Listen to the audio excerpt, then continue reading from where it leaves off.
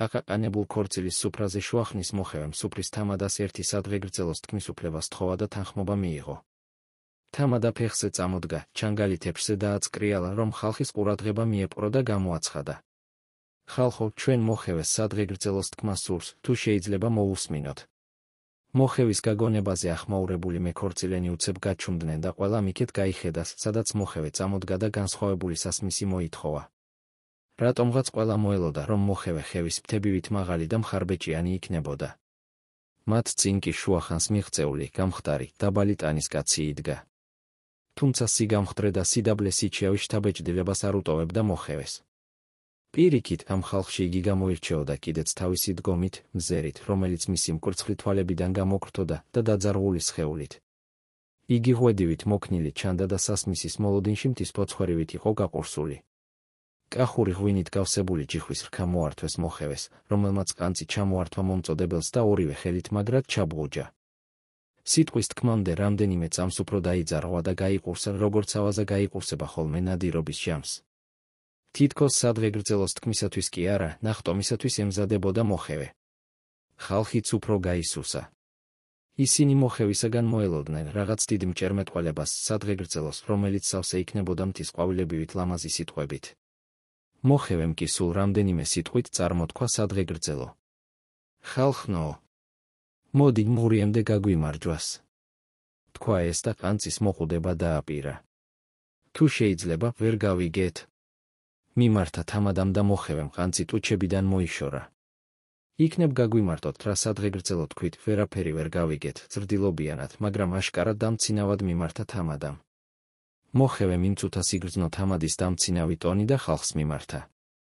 ხალხნო, ვერც თქვენ გაიგეთ? ვერა, ვერ გავიგეთ. წამოიძახეს აქეთ იქიდან. კარგით, მაშინ გრძლად გეტყვით, რაღა იქნება, თქვა მოხევემ, ერთხანს ისევ გაისუსა და დაიწყო. ღმერთის მადლმა და ქვეყნის მადლმა, აი, ამ პურღვინის მადლმა, გული არ მეცინის, წრიალ მიყორს ჩვენი სამშობლო. იმისი მთაც და იმისი ბარიც. მთა ბარით არის და ბარი, მთით, როგორც კაცით. წრიალ მიყორს ჩვენი ბუნება, მაგრამ ერთ რამეჩი უნდა გამაგიტყდეთ. ხანდახან ნადირობ, ჯიხვებსა ხოცავ.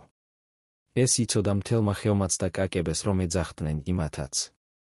მაგზავნილიც მყვანდნენ სათვალთვალოდ კაცები, მაგრამ ეგრე იოლად მთაჩი ნადირს ვინ დაუდგება და თერგჩი კიდევ, კალმახსა. ეგრე ვიყავ მეცა. სახლში თოფს როგორ მოვიტანდი და ნანადირევს კიდევ დღისითა. ვხიზლობდი, ისევ ხოცდიკე ჯიხვებსა. ერთხელაც დილა ადრიან მაშინა იმაადგა ჩემს სახლსა. დამიძახეს. გამოვე გარეთა.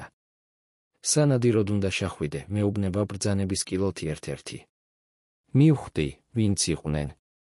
რა ისანადიროდ, ან თოფისა და მაქვს, ან ნადირობისა რა გამეგება? გავიკვირვე ყასიდად. აი თოფი და ნადირობა რო იცი, იმიტომ მოცედით შენთან. სასტრაფო საქმეა, თვითმფრინავი გველოდება თბილისში, რამდენიმე საათში ჯიხვი უნდა ჩამოგვიტანო მთებიდან და სხვა ქვეყანაში უნდა გავგზავნოთ თვითმფრინავით დიდი კაცის დაბადების დღეზე. მაშინ კომუნისტები რო იყვნენ და აღარ ვიცი, რომელ ქვეყანაში აგზავნიდნენ ჯიხვს, გონი ტიტოს, ან თუ არ ვწდები, ჩაუშესკოს რო ეძახოდნენ, გონი ერთ-ერთის დაბადების დღეზე. ეს იმიტომ გამიმხილეს, რომ მე გამეგო, რამდენად სერიოზულ საქმეზე იყვნენ ჩემთან მოსულნი, დავნდობოდი და რაც შეიძლება ჩქარა ჩამამეტანა მთებიდან ჯიხვი. შაუბრუნდი შინა, უცებ გავემზადე. ან რაი გამზადება მინდოდა, წრიაპები ავიღე და გამოვე. ჩავსხედით მაშინაჩი, ჩავედით დარიალას, გავაჩერებინა ღვთის ხეობის ასასვლელში, ავიღე იმათ მატანილი თოფი და შაუყევა ღმართსა. ზურგით ავგრძნობ რო დურბინდით შამამცქერიან მაშინაიდან. უფრო ავუჩქარე ფეხსა, თან თოფს ვათოლიერებ გზა და გზა. ჩემს სიცოცხლეში ესეთი თოფი არ მინახავს, არა მჭერია ხელჩია. სამიზნის ზემოთ დურბინდი ჰქონდა, რო გავხედე, ეგრე გამოჩნდა შიგ-ღვთის მწვერვალები, როგორც ხელისკულზე, თითები. ერთ ალაგას ჯიხვები შევამჩნიე და იქით აუყევა ღმართსა. ვჩქარობ, რა კი თავს ვიდევ ეს საქმე, ხალხი არ მინდა გავაწბილო. ჯიხვებმა დამინახეს და დაფრთხნენ, ჯიუხის კანჭახებს აუყნენ აღმა. გული ამოვარდნასა, მაქვს ისე შავრბი ვარ. მამწყურდა წყალი, პირი მიშრება. უცებ ჩემს წინ კლდეში წვეთ-წვეთად მომავალი სისველე დავინახე. კლდიდან გამომავალი წყლის წვეთები ხელის კულში ჩავიგუბე და დავეწაფე. დამიამდა სიგრილით გული. ჩემი ხელის გულიდან კლდეზე ჩამდინარე წყლის წვეთებს თოლი გავაყოლე ქვემოთ და რას ვხედავ? ის წყლის წვეთები სხვა წვეთებს ერთვიან, მრავლდებიან, ნაკადულს ქმნიან და ბროლივით მიიმსხვრევიან კლდეზე. გზადაგზე კიდევ ასეთივე ნაკადულები უერთდებიან და ხდის ხეობაში იყრებიან ერთადა.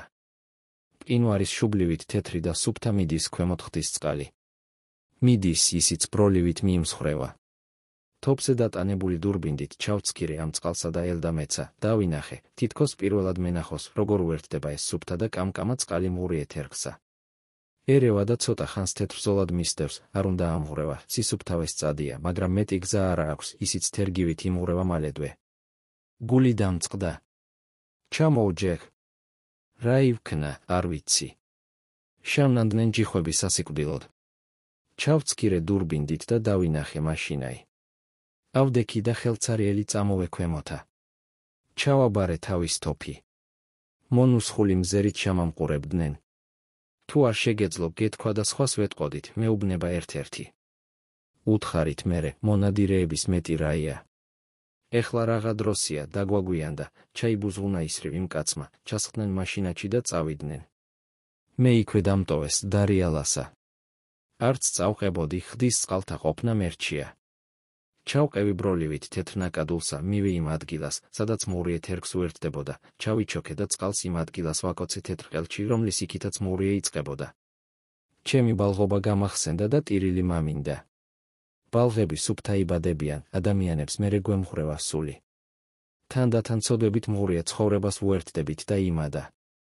იმ ხდის წყალივით მეტი გზა არა გვაქვს. პეშვით შავსვი სუფთა წყალი და წამოვე. იმ დღის მერე ვსვამ ამ სადღეგრძელოს, რაიც იმ გაგებაჩი გამაიხატება, რომ მანამ სული სუფთა გვაქვს, გული სუფთა გვაქვს, სუფთა საქმეებს ვაკეთებთ და ისე არ ავიმღვრევით, რო ვეღარ ვგებულობთ, საით მივდივართ, რატო და რისთვის მივდივართ, მანამდე გაგვიმარჯვას. მურიემდე გაგვიმარჯვას. თქვა მოხევენ და ჯიხვის რქა მოიყუდა. ერთ წუთს სიჩუმე ჩამოვარდა. მერე მთელი ხალხი ფეხდაფეხ წამოდგა, დიდიან პატარიანად და თითქმის ერთხმად დაიძახეს. მურიემდე გაგვიმარჯოს. იმ წუთას ყველამ თვალნათლივ დაინახა, როგორ უერთდებოდა ბროლივით თეთრი ხდის წყალი მური ეთერგს და ცდილობდა, არ ამღვრეულიყო. ეტყობა, უმეტესობას თავის ბავშვობა გაახსენდა და იმ თეთრად მომდინარე ნაკადულს შეადარეს იგი. მოხევე დიდხანს არ დარჩენილა, რადგან აქეთ იქიდან თხოვნით შეაწუხეს, კიდევ ეთქვა რაიმე სადღეგრძელო. ეს თამადის შეურაცხყოფად ჩათვალა და წასვლა ამჯობინა. მაპატიეთ, უნდა დაგტოვოთ, თაჩი მეჩქარება, აუცილებლი უნდა წავიდე, თქვა მოხევემ, ნეფე პატარძალს პირჯვარი გადასწერა, თვითონაც პირჯვარი გადაიწერა და საქორწილო დარბაზიდან გავიდა. იმ წუთას ნეფე პატარძალი ხდის ბროლივით თეთრ ნაკადულს ჰგავდა. გოდერძი ჩოხელი, მოხევის სადღეგრძელო.